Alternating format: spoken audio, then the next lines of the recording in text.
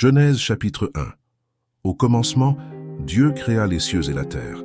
La terre était informe et vide, et les ténèbres couvraient la face de l'abîme, mais l'Esprit de Dieu planait au-dessus des eaux.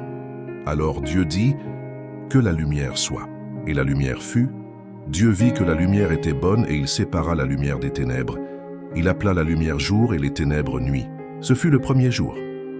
Le deuxième jour, Dieu dit, « Qu'il y ait une étendue pour séparer les eaux. » Ainsi, Dieu fit le firmament et sépara les eaux d'en haut des eaux d'en bas. Il appela le firmament ciel.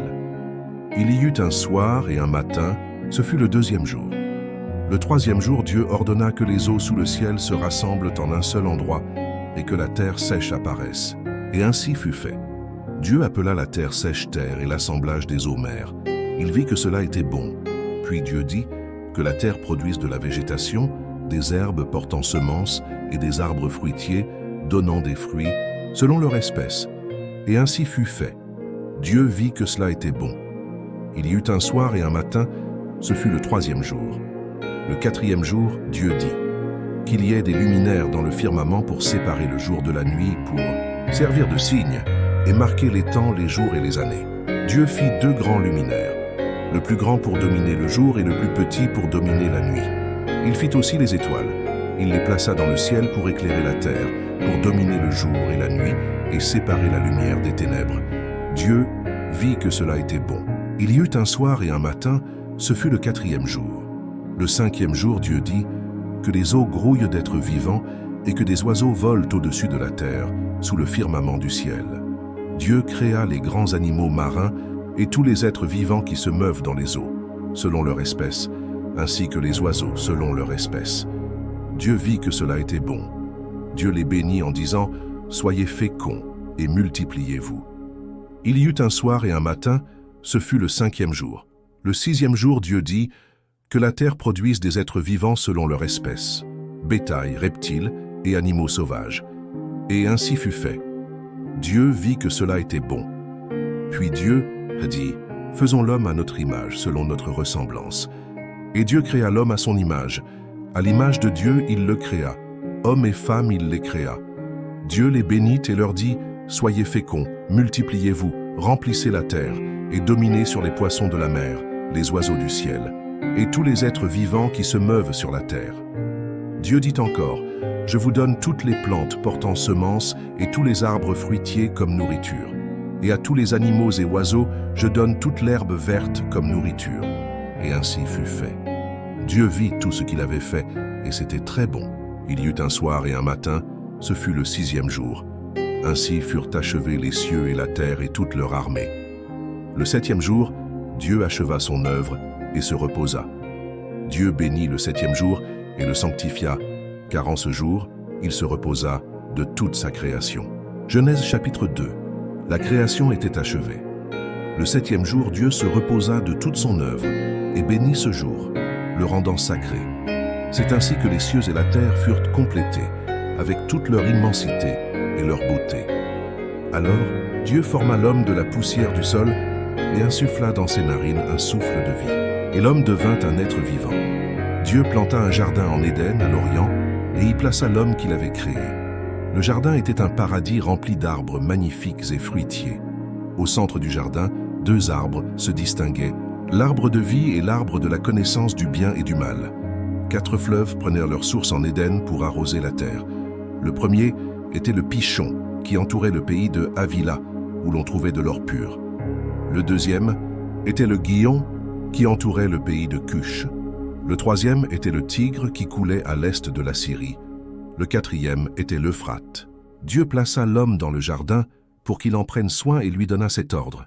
« Tu peux manger librement de tout arbre du jardin, mais tu ne dois pas manger du fruit de l'arbre de la connaissance du bien et du mal, car le jour où tu en mangeras, tu mourras certainement. » Alors Dieu dit, « Il n'est pas bon que l'homme soit seul. Je vais lui faire une aide qui lui correspondra. » Dieu fit venir devant l'homme tous les animaux de la terre et tous les oiseaux du ciel pour qu'il leur donne un nom. L'homme nomma tous les êtres vivants, mais il ne trouva pas parmi eux une compagne qui lui convienne. Alors Dieu fit tomber un profond sommeil sur l'homme. Pendant qu'il dormait, Dieu prit une de ses côtes et forma la femme. Lorsque l'homme la vit, il s'exclama, « Voici enfin l'os de mes os et la chair de ma chair. Elle s'appellera femme, parce qu'elle a été prise de l'homme. C'est pourquoi l'homme quittera son père et sa mère et s'attachera à sa femme, et ils deviendront une seule chair. L'homme et sa femme étaient nus, mais ils n'en avaient pas honte, car ils vivaient en parfaite harmonie. » Genèse chapitre 3. Le serpent était le plus rusé de tous les animaux des champs que Dieu avait créés. Il s'approcha de la femme et lui demanda, « Dieu a-t-il vraiment dit que vous ne pouvez manger d'aucun arbre du jardin ?» La femme répondit, « Nous pouvons manger du fruit des arbres du jardin, mais Dieu nous a dit de ne pas manger ni toucher au fruit de l'arbre qui est au milieu du jardin, sous peine de mourir. » Le serpent répliqua, « Vous ne mourrez pas. Dieu sait que le jour où vous en mangerez, vos yeux s'ouvriront et vous serez comme Dieu, connaissant le bien et le mal. » La femme regarda l'arbre, vit que son fruit était beau, désirable et bon pour acquérir la sagesse. Elle en prit, un fruit en mangea et en donna aussi à son mari qui était avec elle, et il en mangea. Alors leurs yeux s'ouvrirent et ils prirent conscience de leur nudité. Ils cousirent des feuilles de figuier pour se faire des ceintures. Puis, ils entendirent la voix de Dieu qui marchait dans le jardin au crépuscule, et ils se cachèrent parmi les arbres. Dieu appela l'homme et lui demanda, « Où es-tu » L'homme répondit, « J'ai entendu ta voix dans le jardin et j'ai eu peur parce que j'étais nu, alors je me suis caché. » Dieu demanda, « Qui t'a révélé que tu étais nu? As-tu mangé du fruit de l'arbre dont je t'avais défendu? » De manger? L'homme répondit, « La femme que tu as mise à mes côtés m'a donné du fruit et j'en ai mangé. » Dieu se tourna vers la femme et lui demanda, « Qu'as-tu fait » Elle répondit, « Le serpent m'a trompé et j'en ai mangé. » Alors Dieu dit au serpent, « Parce que tu as fait cela, tu seras maudit parmi tous les animaux. Tu ramperas sur ton ventre et tu mangeras de la poussière tous les jours de ta vie. J'établirai une inimitié entre toi et la femme, entre ta descendance et la sienne. Il t'écrasera la tête et tu lui blesseras le talon. » À la femme, Dieu dit, « Je multiplierai tes douleurs dans l'enfantement. C'est dans la souffrance que tu enfanteras. Ton désir se portera vers ton mari et il dominera sur toi. » À l'homme, Dieu dit, « Parce que tu as écouté ta femme et mangé du fruit défendu, le sol sera maudit à cause de toi. C'est à force de peine que tu en mangeras tous les jours de ta vie. Il produira des ronces et des épines, et tu mangeras ton pain à la sueur de ton front jusqu'à ce que tu retournes à la poussière, car tu es poussière, et tu retourneras à la poussière. » L'homme appela sa femme Ève, car elle devait être la mère de tous les vivants. Dieu fit des vêtements de peau pour Adam et Ève, et les en revêtit. Puis il dit, « L'homme est devenu comme l'un de nous, connaissant le bien et le mal. Il ne doit pas maintenant tendre la main et prendre aussi du fruit de l'arbre de vie, afin de ne pas vivre éternellement. » Alors Dieu chassa l'homme du jardin d'Éden pour qu'il cultive la terre d'où il avait été tiré. Il plaça des chérubins et une épée flamboyante pour garder le chemin de l'arbre de vie. Genèse chapitre 4. Adam eut des relations avec Ève, sa femme, et elle conçut et donna naissance à Caïn.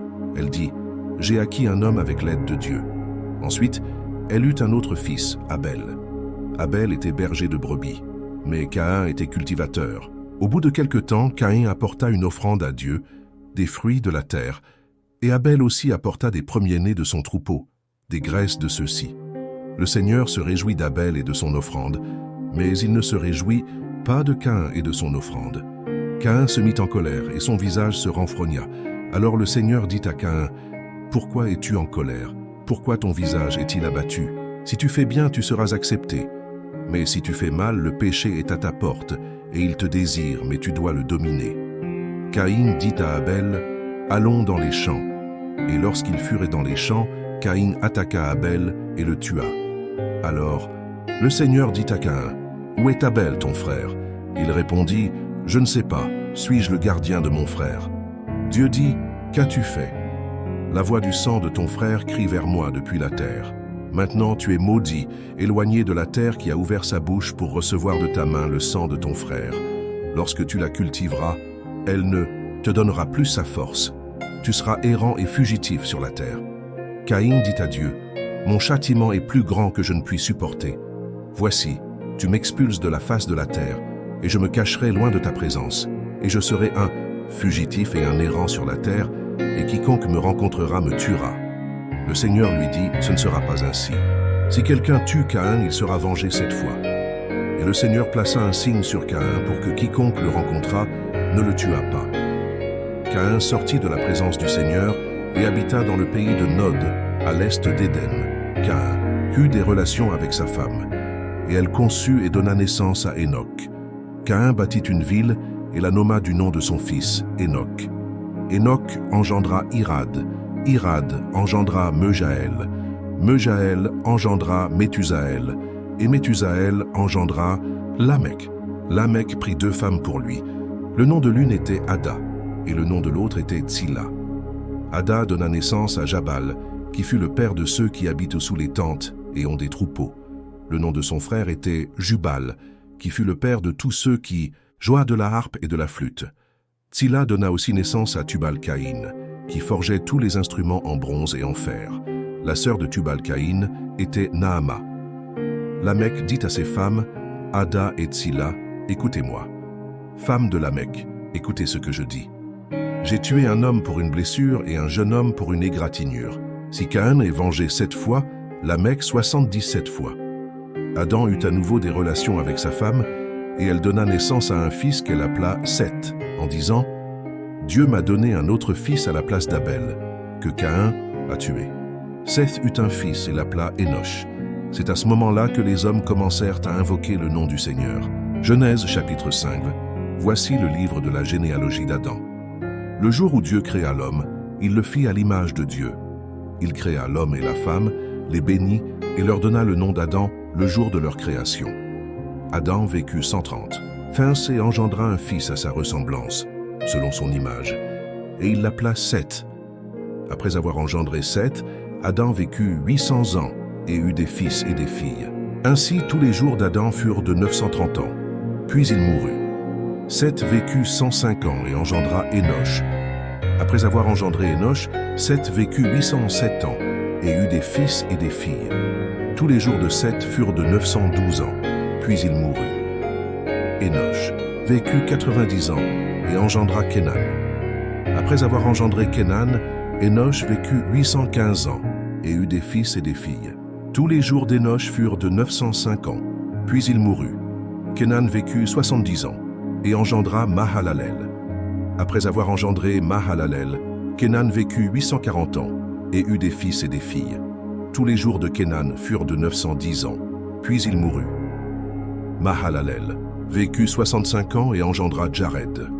Après avoir engendré Jared, Mahalalel vécut 830 ans et eut des fils et des filles. Tous les jours de Mahalalel furent de 895 ans. Puis il mourut. Jared vécut 162 ans et engendra Hénoc. Après avoir engendré Hénoc, Jared vécut 800 ans et eut des fils et des filles. Tous les jours de Jared furent de 962 ans, puis il mourut. Hénoc vécut 65 ans et engendra Méthusalem. Après avoir engendré Méthusalem, Hénoc marcha avec Dieu pendant 300 ans et eut des fils et des filles. Tous les jours d'Hénoc furent de 365 ans. Hénoc marcha avec Dieu, et il ne fut plus trouvé, car Dieu le prit. Méthusalem vécut 187 ans et engendra Lamech. Après avoir engendré Lamech, Méthusalem vécut 782 ans et eut des fils et des filles. Tous les jours de Méthusalem furent de 969 ans, puis il mourut.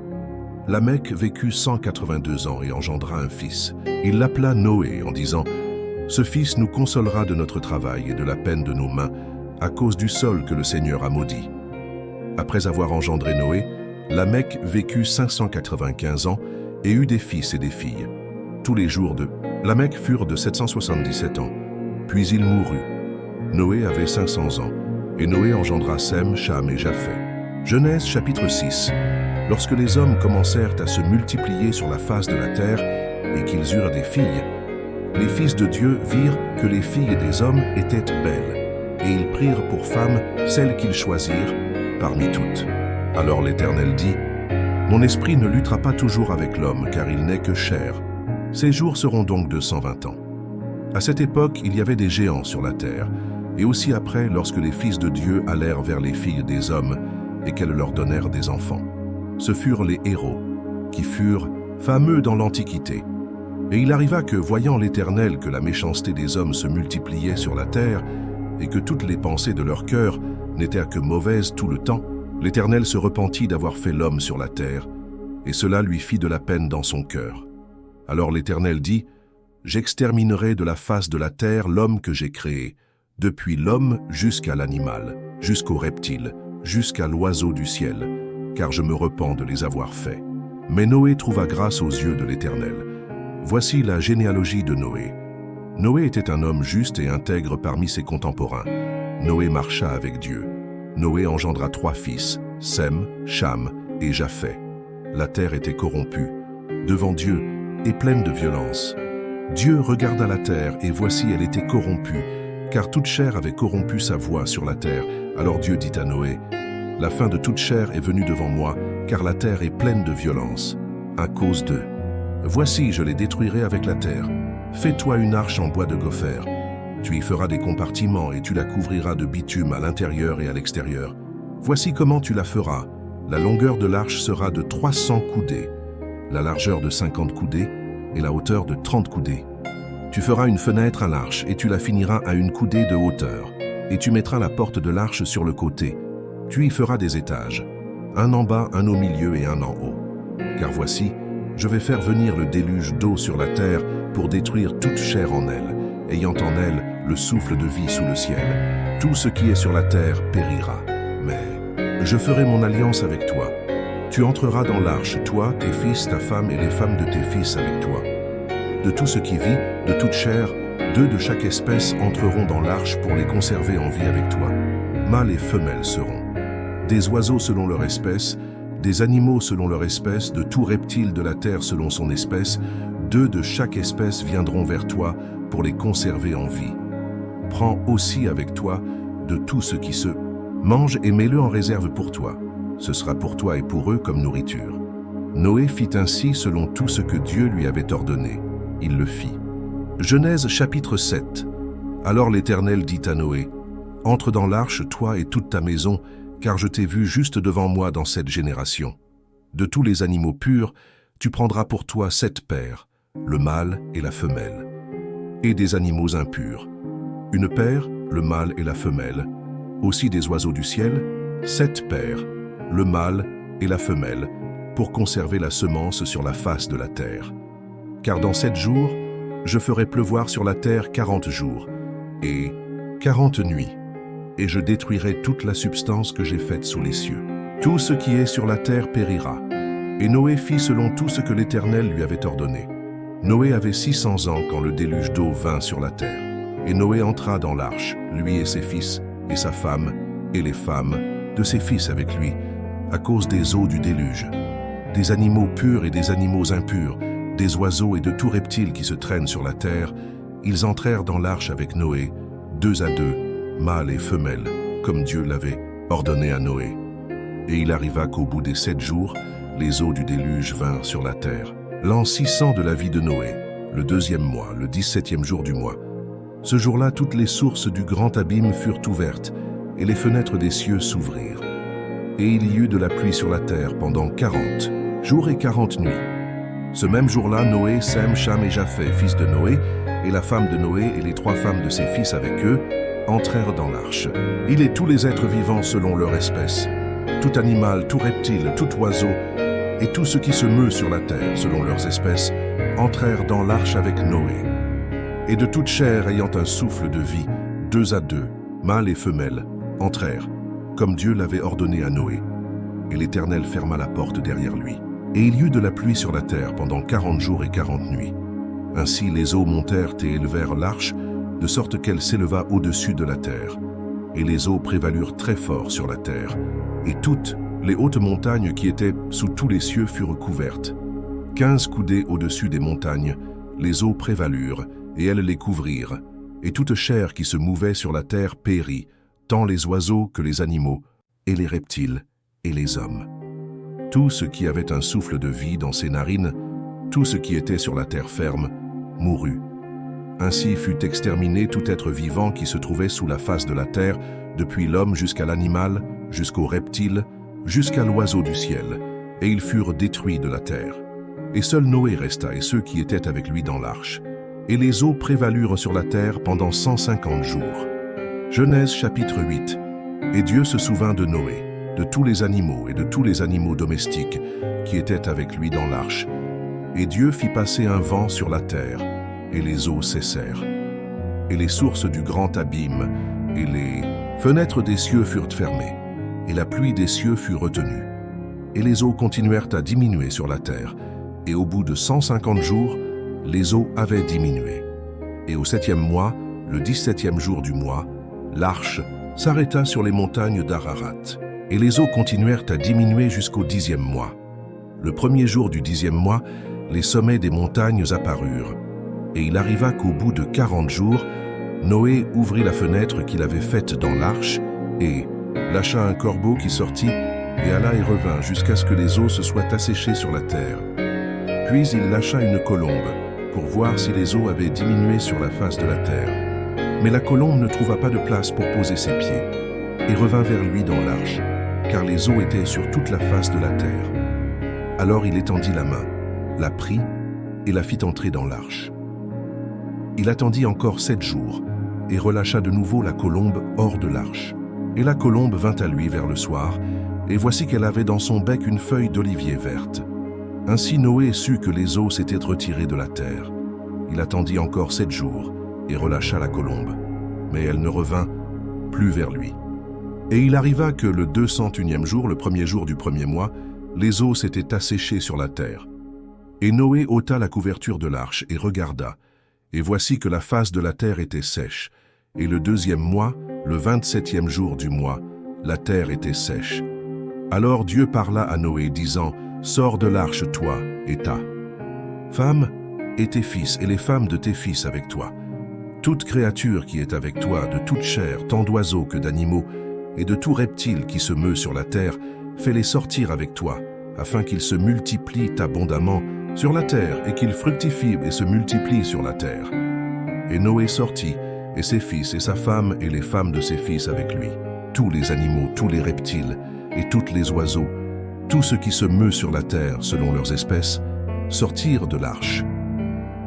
Alors Noé bâtit un autel à l'Éternel, et prenant de tous les animaux purs, et de tous les oiseaux purs, il offrit des holocaustes sur l'autel. Et l'Éternel sentit une odeur agréable, et dit en son cœur, « Je ne maudirai plus la terre à cause de l'homme, car l'imagination du cœur de l'homme est mauvaise dès sa jeunesse, et je ne frapperai plus tout ce qui vit comme je l'ai fait. Tant que la terre subsistera, semences et récoltes, froid et chaleur, été et hiver, jour et nuit, ne cesseront point. » Genèse chapitre 9. Et Dieu bénit Noé et ses fils et leur dit, « Soyez féconds, multipliez-vous, et remplissez la terre. La crainte et la terreur de vous seront sur tous les animaux de la terre, sur tous les oiseaux des cieux, sur tout ce qui se meut sur la terre et sur tous les poissons de la mer. Tout est livré entre vos mains. Tout ce qui vit et se meut vous servira de nourriture. Comme les herbes vertes, je vous donne tout. Mais la chair avec son âme, c'est-à-dire son sang, vous ne la mangerez point. Certes, je demanderai votre sang, celui de votre vie. De tout animal je le demanderai, et de tout homme je le demanderai. De chacun la vie de son frère je la demanderai. Qui versera le sang de l'homme, par l'homme son sang sera versé, car à l'image de Dieu il a fait l'homme. Mais vous, soyez féconds et multipliez-vous. Peuplez abondamment la terre et multipliez-vous sur elle. » Et Dieu dit à Noé et à ses fils avec lui, « Voici, j'établis mon alliance avec vous, et avec votre descendance après vous, et avec tous les êtres vivants qui sont avec vous, avec les oiseaux, avec les animaux, et avec tout être vivant de la terre qui est avec vous, avec tous ceux qui sont sortis de l'arche, avec tous les animaux de la terre. J'établis mon alliance avec vous, et plus jamais toute chair ne sera détruite par les eaux du déluge. Il n'y aura plus de déluge pour détruire la terre. » Dieu dit encore, « Voici le signe de l'alliance que je fais entre moi et vous, et avec tous les êtres vivants qui sont avec vous, pour des générations perpétuelles. Mon arc est placé dans les nuages, et il sera pour signe de l'alliance entre moi et la terre. Et il arrivera que lorsque je ferai venir des nuages sur la terre, l'arc apparaîtra dans les nuages, et je me souviendrai de mon alliance qui est entre moi et vous, et avec tout être vivant de toute chair, et les eaux ne deviendront plus un déluge pour détruire toute chair. L'arc sera dans les nuages, et je le verrai pour me souvenir de l'alliance éternelle entre Dieu et tout être vivant de toute chair qui est sur la terre. » Dieu dit à Noé, « Voici le signe de l'alliance que j'ai établi entre moi et toute chair qui est sur la terre. Les fils de Noé qui sortirent de l'arche étaient Sem, Cham et Japheth, et Cham est le père de Canaan. Ce sont là les 3 fils de Noé, et c'est d'eux que toute la terre a été peuplée. Noé commença à être laboureur et il planta une vigne. Il but du vin, s'enivra et se trouva nu dans sa tente. Cham, père de Canaan, vit la nudité de son père, et il le dit à ses 2 frères qui étaient dehors. Alors Sem et Japheth prirent un manteau et le mirent sur leurs épaules, et marchant à reculons, couvrirent la nudité de leur père. Et ayant le visage détourné, ils ne virent pas la nudité de leur père. Lorsqu'il s'éveilla de son vin, Noé sut ce que son fils cadet lui avait fait. Et il dit, « Maudit soit Canaan, qu'il soit esclave des esclaves de ses frères. » Et il dit, « Béni soit le Seigneur, Dieu de Sem, et que Canaan soit son esclave. Qu'élargisse Dieu Japheth et qu'il habite dans les tentes de Sem, et que Canaan soit son esclave. » Et Noé vécut, après le déluge, 350 ans. Tous les jours de Noé furent de 950 ans, et il mourut. Genèse chapitre 10. Voici les générations des fils de Noé. Sem, Cham et Japheth, et leurs fils leur naquirent après le déluge. Les fils de Japheth furent Gomer, Magog, Madaï, Javan, Tubal, Mézek et Tiras. Les fils de Gomer furent Ashkenaz, Riphath et Togarma. Les fils de Javan furent Élisa, Tarsis, Kittim et Dodanim. De ces derniers se dispersèrent les îles des nations dans leurs terres, chacun selon sa langue, selon ses familles, dans leurs nations. Les fils de Cham furent Cush, Mitzraïm, Pout et Canaan. Les fils de Cush furent Séba, Havila, Sapta, Rama et Saptecha. Et les fils de Rama furent Séba et Dédan. Cush engendra Nimrod, qui fut le premier à être puissant sur la terre. Il fut un grand chasseur devant l'Éternel. C'est pourquoi l'on dit « Comme Nimrod, grand chasseur devant l'Éternel ». Et le commencement de son royaume fut Babel, Érec, Akkad et Calné, dans la terre de Shinéar. De là, il sortit pour la Syrie et bâtit Ninive, la ville de Rehoboth-Ir, Kala et Rézan, entre Ninive et Kala. C'est là la grande ville.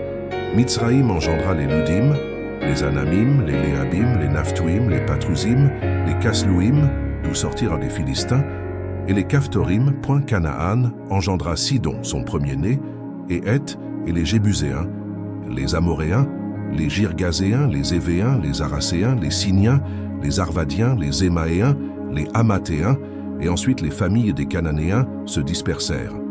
La frontière des Cananéens fut depuis Sidon, allant jusqu'à Guérar, jusqu'à Gaza, allant jusqu'à Sodome, Gomorre, Adma et Zéboïm, jusqu'à Lacha. Voici les fils de Cham, selon leur famille, selon leur langue, dans leur pays, dans leur nation. Les fils de Sem, père de tous les fils d'Héber, frère cadet de Japheth, furent Élam, Assur, Arphaxad, Lut et Haran. Les fils d'Haran furent Uz, Hul, Guéter et Mézek. Arphaxad engendra Séla, et Séla engendra Héber. À Héber naquirent 2 fils. Le nom de l'un fut Péleg, car c'est en ces jours que la terre se divisa. Et le nom de son frère était Joktan. Joktan engendra Almodad, Sélef, Hazar-Mavet, Géra, Adoram, Uzal, Dikla, Obal, Abimaël, Séba, Ophir, Havila, Jobab. Tous ceux-ci furent les fils de Joktan. Leurs habitations furent depuis Messa, allant jusqu'à Séphar, la montagne de l'Orient. Ce sont là les fils de Sem, selon leur famille, selon leur langue, dans leur pays, selon leur nation. Voici les familles des fils de Noé, selon leur génération, dans leur nation. De là, les nations se dispersèrent sur la terre après le déluge. Genèse chapitre 11. Toute la terre avait une seule langue et les mêmes mots. Il arriva que, lorsqu'ils partèrent de l'Orient, ils trouvèrent une vallée dans la terre de Shinéar et y habitèrent. Et ils se dirent les uns aux autres, « Allons, faisons des briques et cuisons-les dans le feu. » Et ils utilisèrent des briques au lieu de pierre et du bitume pour la mortier. Et ils dirent, « Allons, construisons pour nous une ville et une tour dont le sommet atteigne les cieux, et rendons notre nom célèbre, de peur que nous ne soyons dispersés sur toute la face de la terre. » Mais l'Éternel descendit pour voir la ville et la tour que les fils des hommes bâtissaient. Et l'Éternel dit, « Voici, le peuple est un, et ils ont tous une seule langue, et voici ce qu'ils commencent à faire. Maintenant, rien ne les empêchera de faire tout ce qu'ils ont projeté. Allons, descendons, et confondons là leur langage, afin qu'ils ne se comprennent plus les uns les autres. » Ainsi l'Éternel les dispersa de là sur toute la face de la terre, et ils cessèrent de bâtir la ville. C'est pourquoi on appela son nom Babel, parce que là l'Éternel confondit la langue de toute la terre, et de là l'Éternel les dispersa, sur la face de toute la terre. Voici les générations de Sem. Sem, âgé de 100 ans, engendra Arphaxad, 2 ans après le déluge. Sem vécut après avoir engendré Arphaxad 500 ans, et engendra des fils et des filles. Arphaxad vécut 35 ans, et engendra Séla. Arphaxad vécut après avoir engendré Séla 403 ans, et engendra des fils et des filles. Cela vécut 30 ans, et engendra Héber. Séla vécut après avoir engendré Héber 403 ans, et engendra des fils et des filles. Héber vécut 34 ans, et engendra Péleg. Héber vécut après avoir engendré Péleg 430 ans, et engendra des fils et des filles. Péleg vécut 30 ans, et engendra Réu. Péleg vécut, après avoir engendré Réu, 209 ans, et engendra des fils et des filles. Réu vécut 32 ans, et engendra Serug. Réu vécut, après avoir engendré Serug, 207 ans, et engendra des fils et des filles. Serug vécut 30 ans, et engendra Nahor. Serug vécut, après avoir engendré Nahor, 200 ans, et engendra des fils et des filles. Nahor vécut 29 ans, et engendra Téra. Nahor vécut, après avoir engendré Téra, 119 ans, et engendra des fils et des filles. Téra vécut 70 ans, et engendra Abram, Nahor et Haran. Voici les générations de Téra. Téra engendra Abram, Nahor et Haran, et Haran engendra Lot. Haran mourut avant son père Téra, dans le pays de sa naissance, à Ur des Chaldéens. Abram et Nahor prirent des femmes. Le nom de la femme d'Abram était Sarai, et le nom de la femme de Nahor était Milka, fille de Haran, père de Milka et père d'Isca. Sarai était stérile, elle n'avait pas d'enfant. Téra prit Abram, son fils, Lot, fils de Haran, fils de son fils, et Sarai, sa belle-fille, femme d'Abram, son fils. Et ils sortirent d'Ur des Chaldéens pour aller au pays de Canaan. Et ils arrivèrent à Haran et y habitèrent. Les jours de Téra furent de 205 ans, et Téra mourut à Haran. Genèse chapitre 12. Or l'Éternel dit à Abram, « Va-t'en de ta terre, de ta parenté et de la maison de ton père pour le pays que je te montrerai. Je ferai de toi une grande nation, je te bénirai et je rendrai ton nom grand. Et tu seras une bénédiction. Je bénirai ceux qui te béniront, et je maudirai ceux qui te maudiront. En toi seront bénies toutes les familles de la terre. » Ainsi, Abram partit comme l'Éternel lui avait dit, et Lot partit avec lui. Abram avait 75 ans lorsqu'il sortit de Haran. Abram prit Sarai, sa femme, et Lot, le fils de son frère, et tous les biens qu'ils avaient acquis, ainsi que les personnes qu'ils avaient acquises à Haran. Et ils partirent pour aller au pays de Canaan, et ils arrivèrent au pays de Canaan. Abram traversa le pays jusqu'au lieu de Sichem, jusqu'à l'arbuste de Morée. Et les Cananéens étaient alors dans le pays. Et l'Éternel apparut à Abram et lui dit, « Je donnerai ce pays à ta descendance. » Et là il bâtit un autel à l'Éternel qui lui était apparu.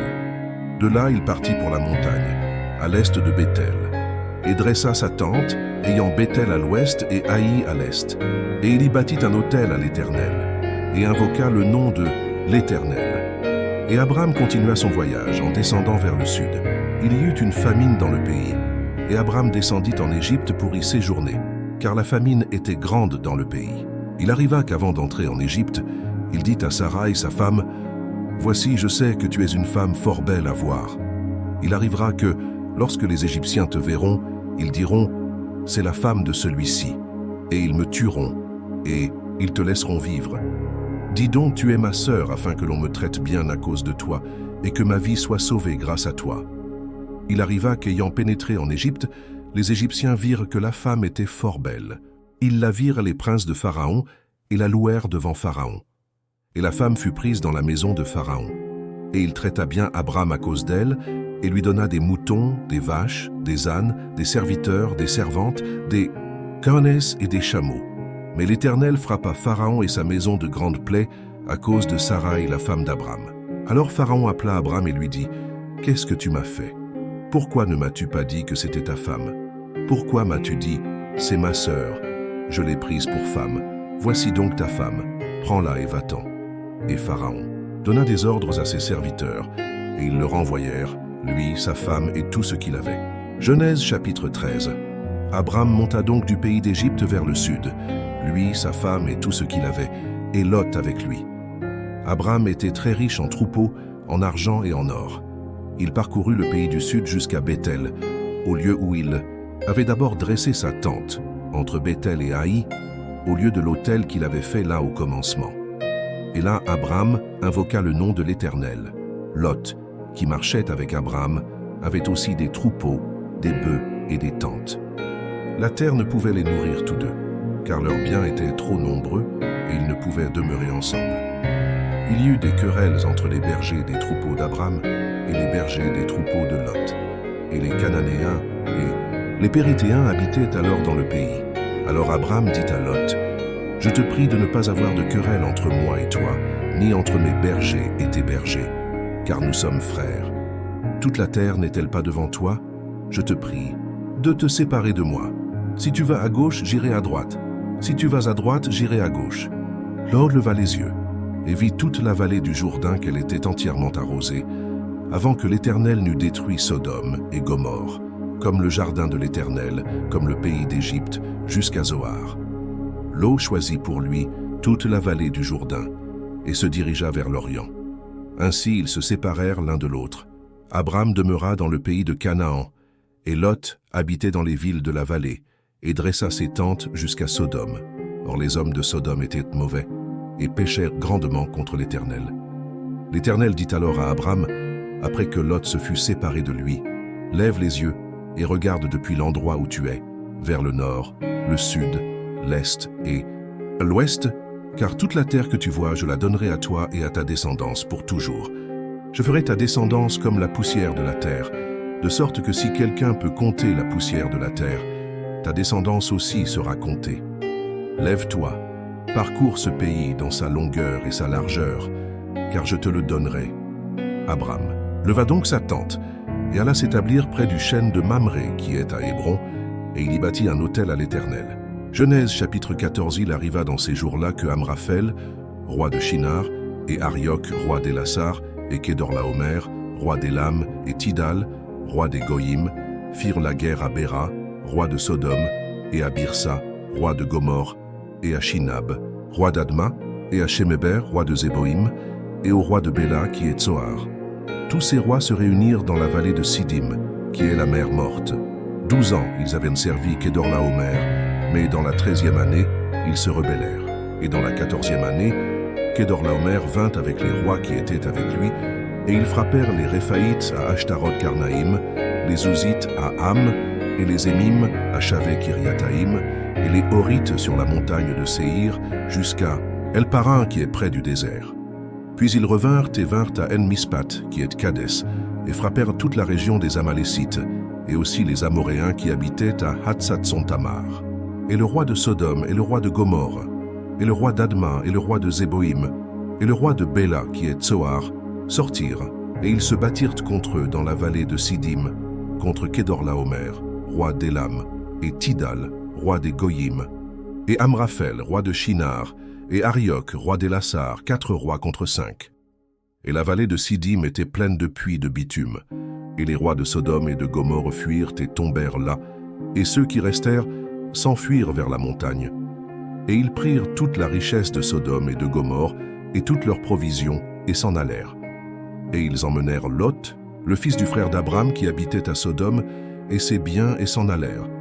Et un homme qui avait échappé alla et informa Abram, l'Hébreu, qui habitait dans les chênes de Mamré, l'Amoréen, frère d'Escol et frère d'Aner, qui étaient les alliés d'Abram. Et lorsqu'Abram apprit que son neveu Lot avait été pris captive, il arma ses serviteurs nés dans sa maison, 318 au total, et les poursuivit jusqu'à Dan. Et en se divisant contre eux pendant la nuit, lui et ses serviteurs, ils les frappèrent, et les poursuivirent jusqu'à Oba, qui est à gauche de Damas. Et il récupéra tous les biens, et ramena aussi Lot, son neveu, avec ses biens, ainsi que les femmes et le peuple. Et lorsqu'ils revinrent de la défaite de Kedorlaomer et des rois qui étaient avec lui, le roi de Sodome sortit à leur rencontre dans la vallée de Save, qui est la vallée du roi. Et Melchizedek, roi de Salem, apporta du pain et du vin. Il était prêtre du Dieu Très-Haut, et il bénit Abram en disant « Béni soit Abram par le Dieu Très-Haut, créateur des cieux et de la terre. Et béni soit le Dieu Très-Haut, qui a livré tes ennemis entre tes mains. » Et Abram lui donna la dîme de tout. Et le roi de Sodome dit à Abram « Donne-moi les personnes, et prends pour toi les biens. » Et Abram répondit au roi de Sodome « Je lève la main vers l'Éternel, le Dieu Très-Haut, créateur des cieux et de la terre. Je ne prendrai rien de ce qui est à toi, même pas un fil ou une lanière de sandalier, afin que tu ne dises pas « C'est moi qui ai enrichi Abram », si ce n'est que ce que les jeunes ont mangé, et la part des hommes qui étaient avec moi, Aner, Escol et Mamré, eux prendront leur part. » Genèse chapitre 15. Après ces événements, la parole de l'Éternel fut adressée à Abram dans une vision, disant « Ne crains point, Abram, je suis ton bouclier, et ta récompense sera très grande. » Abram répondit « Seigneur Dieu, que me donneras-tu, car je marche sans enfant? Et l'héritier de ma maison, c'est ce Éliézer de Damas. » Et il ajouta « Tu ne m'as pas donné de descendance, et voici, un serviteur né dans ma maison sera mon héritier. » Et voici, la parole de l'Éternel lui fut adressée, disant « Ce n'est pas lui qui sera ton héritier, mais celui qui sortira de tes entrailles sera ton héritier. » Puis il le conduisit dehors et lui dit « Regarde vers les cieux et compte les étoiles, si tu peux les compter. » Et il lui dit « Ainsi sera ta descendance. » Abram crut en l'Éternel, et il lui en fut compté comme justice. Et l'Éternel lui « Car dis que je suis l'Éternel, qui t'ai fait sortir de Ur des Chaldéens pour te donner cette terre en héritage. » Abram répondit « Seigneur Dieu, comment saurais-je que je la posséderai? » L'Éternel lui dit « Prends-moi une génisse de 3 ans, une chèvre de 3 ans, un bélier de 3 ans, une tourterelle et un pigeon. » Abram prit tous ces animaux, les coucha par terre, les coupa en deux, et plaça chaque moitié vis-à-vis de l'autre, mais il ne coupa point les oiseaux. Et lorsque des oiseaux de proie descendaient sur les cadavres, Abram les chassait. Lorsque le soleil se coucha, un sommeil profond tomba sur Abram. Et voici, une terreur grande et noire tomba sur Lohi. Et l'Éternel lui dit, « Sache bien que ta postérité sera un étranger dans une terre qui ne sera pas à elle. Elle y sera asservie et opprimée pendant 400 ans. Mais je jugerai la nation à laquelle ils seront asservis, et ils sortiront avec de grands biens. Toi, tu iras vers tes pères dans la paix, et tu seras enterré dans une belle vieillesse. À la 4e génération, ils reviendront ici, car l'iniquité des Amoréens n'est pas encore à son comble. » Lorsque le soleil se coucha, il y eut une obscurité profonde, et voici une fournaise fumante et une torche de feu passèrent entre ces morceaux. Ce jour-là, l'Éternel fit alliance avec Abram en disant « Je donne cette terre à ta descendance, depuis le fleuve d'Égypte jusqu'au grand fleuve, le fleuve Euphrate, les Kénites, les Kénizites, les Cadmonites, les Hittites, les Périzites, les Réphaïtes, les Amoréens, les Cananéens, les Girgashites et les Jébusiens. » Genèse chapitre 16. Sarai, femme d'Abram, ne lui donnait pas d'enfant, et elle avait une servante égyptienne appelée Agar. Et Sarai dit à Abram, « Voici, l'Éternel m'a empêché d'avoir des enfants. Je te prie de prendre ma servante. Peut-être aurai-je des enfants par elle. » Et Abram écouta la voix de Sarai. Ainsi, Sarai, femme d'Abram, prit Agar, sa servante égyptienne, et la donna pour femme à Abram, son mari, après qu'il eut demeuré 10 ans dans le pays de Canaan. Et il alla vers la servante de Sarai, et elle conçut. Et voyant qu'elle avait conçu, sa maîtresse fut méprisée à ses yeux. Alors Sarai dit à Abram, « Que l'injustice me retombe sur toi. Je t'ai donné ma servante pour que tu aies des enfants par elle, et elle, voyant qu'elle a conçu, me méprise. Que l'Éternel juge entre moi et toi. » Et Abram répondit à Sarai, « Voici ta servante est dans ta main. Fais-lui ce qu'il te semble bien. » Et Sarai la maltraita, et elle s'enfuit devant elle. La servante de Sarai, fuyant dans le désert, se trouva près d'une source d'eau dans le désert, sur le chemin de Shur. L'ange de l'Éternel la rencontra près de cette source d'eau dans le désert, sur le chemin de Shur, et lui dit, « Agar, servante de Sarai, d'où viens-tu et où vas-tu » Et elle répondit, « Je fuis devant ma maîtresse Sarai. » Et l'ange de l'Éternel lui dit, « Retourne vers ta maîtresse et humilie-toi sous sa main. L'ange de l'Éternel lui dit encore, je multiplierai ta descendance, de sorte qu'elle ne pourra être comptée à cause de sa grande multitude. L'ange de l'Éternel lui dit, voici, tu vas concevoir et enfanter un fils, et tu l'appelleras du nom d'Ismaël, car l'Éternel a entendu ta souffrance. Il sera un homme sauvage, sa main sera contre tous, et la main de tous sera contre lui. Il habitera en face de tous ses frères. Agar appela le nom de l'Éternel qui lui avait parlé. Tu es le Dieu qui me voit. Car elle disait, ai-je vraiment vu celui qui me voit? C'est pourquoi ce puits fut appelé le puits de l'Aïroi. Il se trouve entre Kadès et Béred. Agar donna à Abraham un fils, et Abraham appela le nom du fils qu'Agar lui donna, Ismaël. Abraham avait 86 ans lorsque Agar donna à Ismaël un fils. Vous venez d'écouter le chapitre 16 de la Genèse. Ce chapitre nous raconte une histoire importante sur la foi, les choix et les conséquences qui en découlent. Sarai, en essayant d'aider Dieu, prend des décisions qui modifient le cours de la vie de nombreuses personnes. Et même dans les moments de conflit et d'erreur, Dieu montre sa miséricorde. Si ce contenu vous a intéressé et que vous souhaitez continuer à suivre l'histoire de la Genèse et d'autres chapitres, inscrivez-vous maintenant à la chaîne et activez les notifications. Cela vous garantira de ne manquer aucune mise à jour de notre contenu. Continuez avec nous pour le prochain chapitre, où nous verrons les conséquences des promesses de Dieu. N'oubliez pas de partager, de liker et de commenter ci-dessous ce que vous avez pensé de l'histoire.